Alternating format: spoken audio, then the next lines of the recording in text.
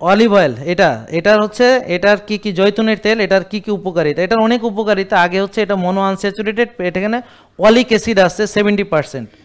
এটা হচ্ছে হৃদযন্ত্রের জন্য, হার্টের জন্য অত্যন্ত উপকারী। তবে বারবার বলছি এটাকে দয়া করে এই পুড়িয়ে ধ্বংস করবেন না, মানে এত দামি তেলটা পুড়াইয়া আপনার টাকাটা নষ্ট করবেন না, এটা পুড়িয়ে ফেলবেন না, কপালটা পুড়িয়ে ফেলি, হ্যাঁ, টাকা দিয়ে এটা পোড়ায়েন না। হ্যাঁ, এটা উপর দিয়ে দিবেন, তরকারি আবার কি, এটা সবজির উপর দিয়ে দিবেন। হ্যাঁ, আপনারা দয়া করে তরকারি রানবেন না, তরকারি রানলে সমস্যা আছে, তরকারি ভাত দিয়ে খাইতে হয়, এজন্য ঝামেলা। তো রান্না শিখতে হবে আগে। তারপরে হচ্ছে এখানে আছে পলিফেনলস এবং ভিটামিন ই, কোনটা, এই যে এটা। আর এটা আছে অ্যান্টি ইনফ্লামেটরি কম্পাউন্ডস, মানে এটাও অ্যান্টি ইনফ্লামেটরি, এটা অ্যান্টিব্যাকটেরিয়াল, অ্যান্টিপ্রোটোজল, অ্যান্টিফাঙ্গাল, আর এটা হলো অ্যান্টি ইনফ্লামেটরি।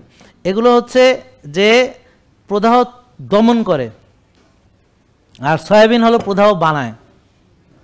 তা এখন আপনার রুগীকে কি নষ্ট করতে চান? ওই যে বোন, নষ্ট করলে ওকে সয়াবিন খাওয়ান। আর আমার লাইফস্টাইল মানা মানে কি, মানা মানে হলো তাকে ব্যায়াম করবে, সে সুস্থ খাবে, অর্গানিক খাবে, রোদে যাবে, ঘাসে আসবে। তো এটা মানতে পারবে না পৃথিবীর এমন কেউ আছে?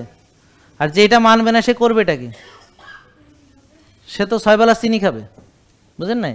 তো এখন এটা হলো, এটা স্বাস্থ্য উপকারিতা, এটা হচ্ছে এইচডিএল বাড়াতে সাহায্য করে, আর খারাপ এলডিএল বা অক্সিডাইজড কোলেস্ট্রল কমাতে এটা সাহায্য করে। কিন্তু যদি এটাকে হিটে দেন এটা নিজেই অক্সিডাইজড হয়ে যাবে, সেটা আমাদেরকে মাথায় রাখতে হবে।